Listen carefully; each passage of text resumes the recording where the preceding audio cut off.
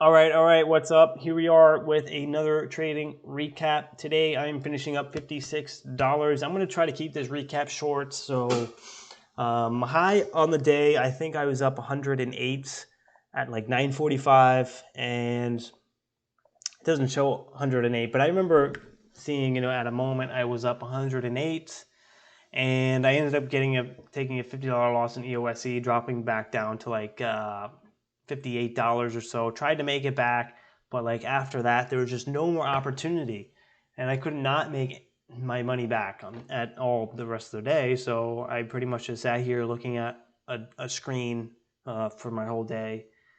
And because I didn't get to capitalize on IINN, and IINN was the best mover of the day, a volume leader, biggest gapper, was up over 100% at one point, and I didn't get to nail it. I didn't nail it, and so I still felt a little bit hungry, and there was nothing else moving. So it's just a slow market, and I just had to realize that, like, even though it's a $50 loss, like I took off the top, it's really a very, very small loss. I'm my average size. I'm pushing now $3,000 or $4,000. So that's like a 2%. That's a 2% loss there. In the hot market, I can make that back in a split second.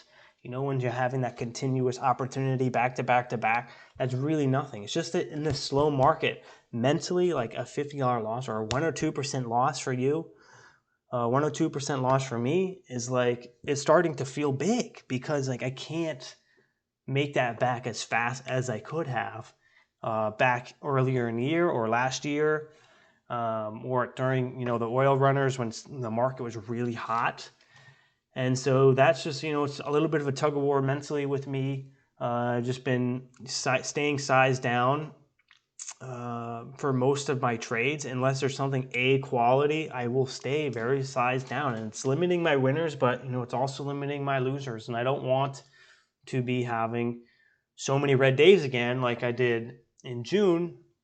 In June, I had so many red days, and I just don't want to repeat that again this month. And that is just, I think in June was just a wake up call to tell me that the market has changed, and my strategy needs a little bit of a tune up, or a little bit of a switch up with entries and exits, and points in which I add a position, or just take my profits. So this month, so far, going well. I mean, I have 3 green days in a row here in July. One very small green day, $19.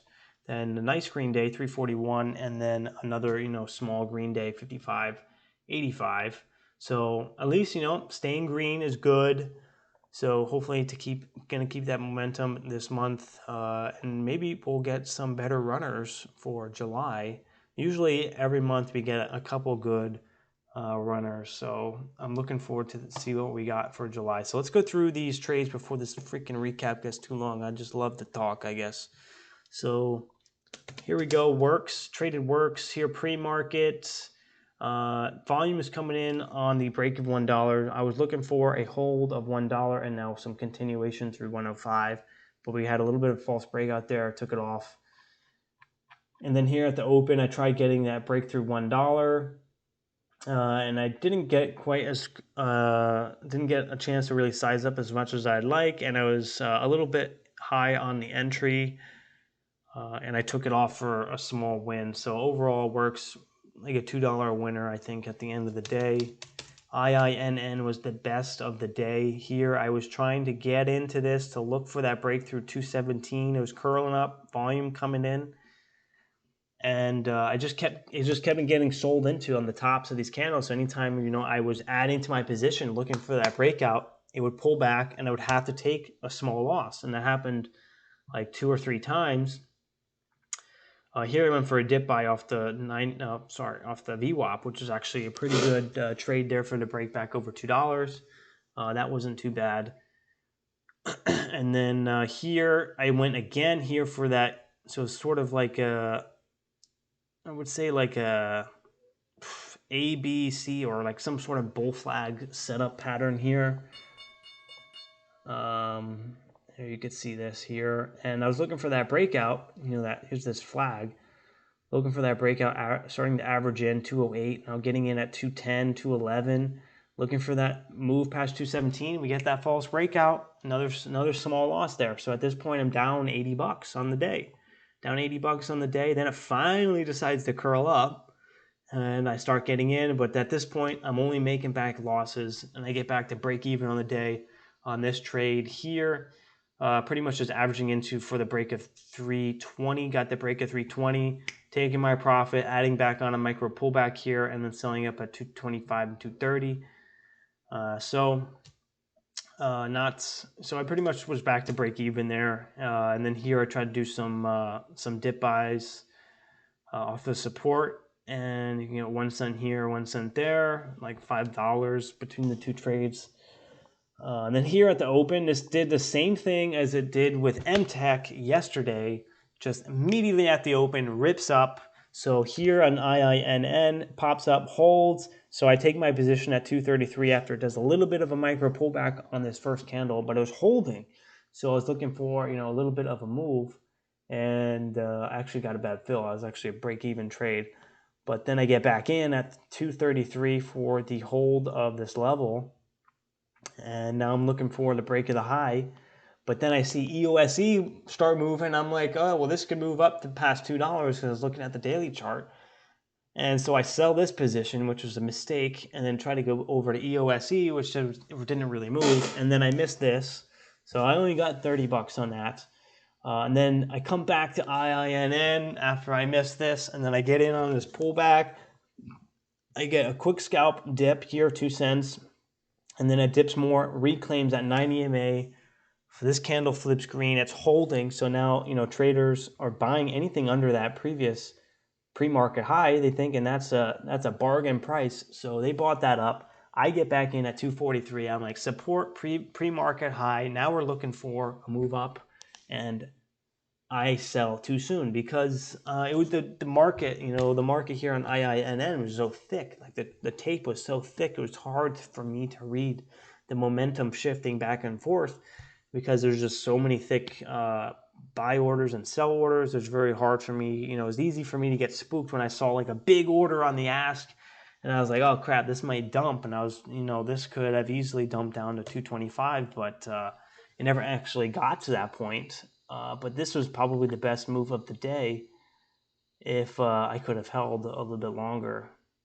About a 5 or 6% move potentially.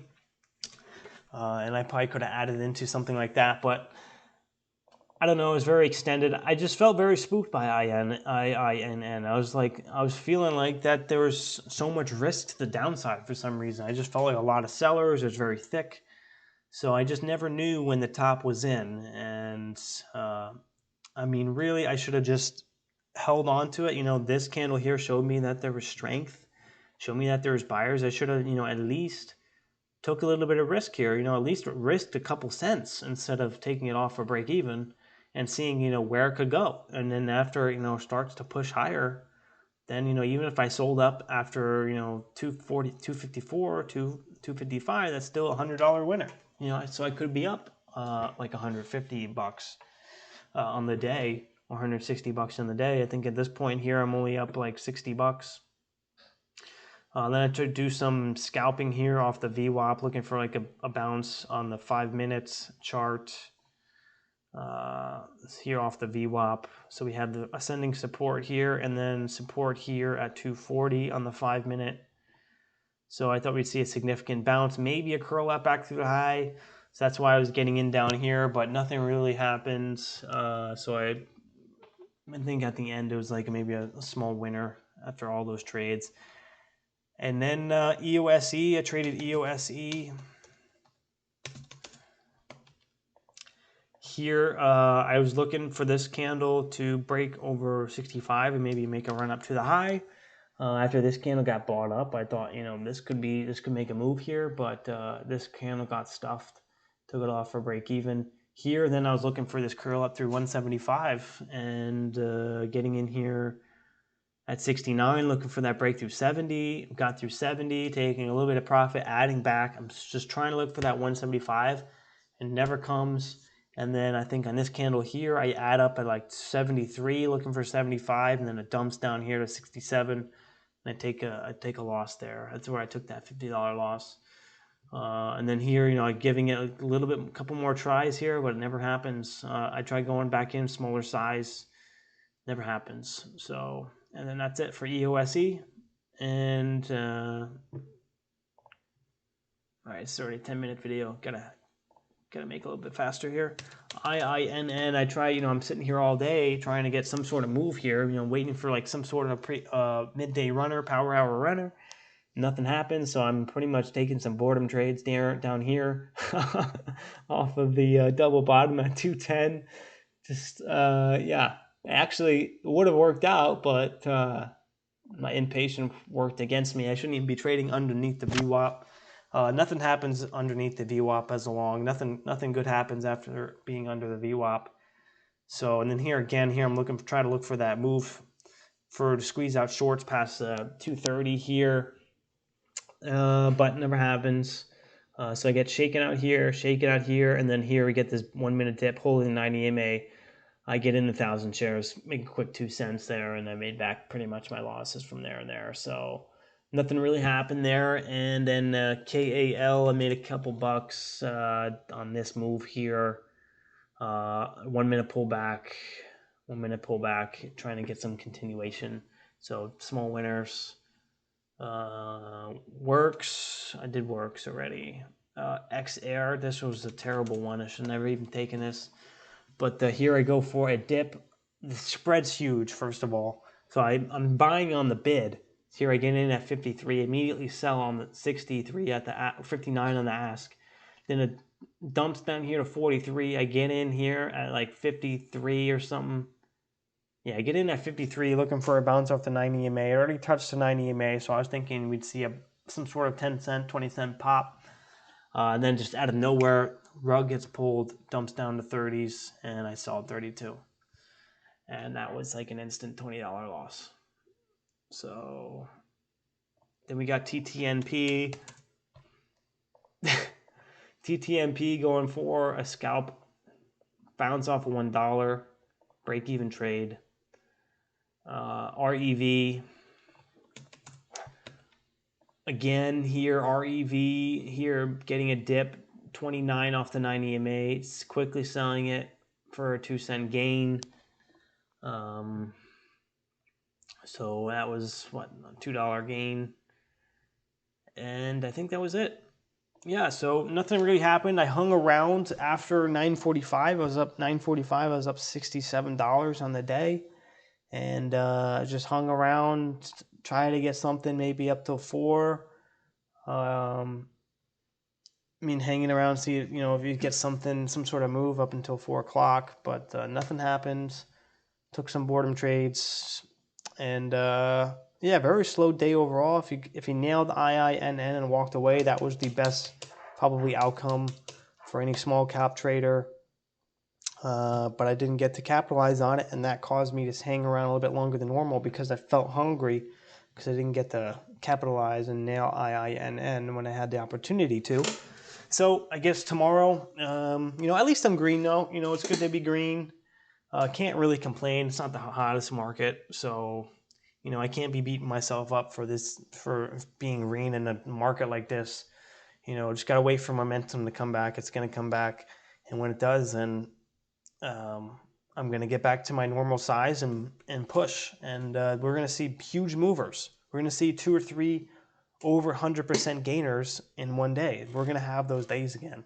And when those days come back, then I can, you know, see, you know, what I got now. I can size up and hold longer and get more aggressive. But right now I got to focus on just, you know, even if I can get small green, you know, that's a win in my book. $50 green day is a win for sure in this market. So I can't get too hard on myself. Just got to focus on preparing for the next day, getting some good sleep, and clearing my head. So that is the plan. Tomorrow, hopefully get something, you know, a little bit better. But, you know, even if we have something again tomorrow, like IINN, I'm going to want to capitalize on it because today, you know, I missed out. I fumbled the football here. Fumbled the football here. I was yeah, I don't know what happened here. Just getting chopped up here. Tried to get a breakout there. Only making back losses because I'm on smaller size. And then here again, I'm not even looking at it. I'm looking at something else that's not even moving. I should have been focused on IINN, and on this dip here is a perfect entry. So just gonna focus on what I can get better on. So that's it, and yeah, just gotta focus on what I'm gonna do better on, and focus on the things I did good today, which is by staying green. You know, not giving back too much profits off the top. Could have easily took a lot of crappy trades today and be red. So that's it. Gonna call it. Bell ring. You know, I'm not doing any after hours trading, which I've probably have done that before. Nothing ever happens good after hours. So, all right. See you guys later. Peace. If you guys still watching, hit that like button. Also, consider subscribing if you're not yet a subscriber. Also, comment down below. We also, in the description, have a invite to the Discord that I am in, and several other traders where you can learn and level up your trading. As well, soon I will be doing one-on-one mentoring, so stay tuned for that. All right, have a good day. Peace. I'm heading to the beach.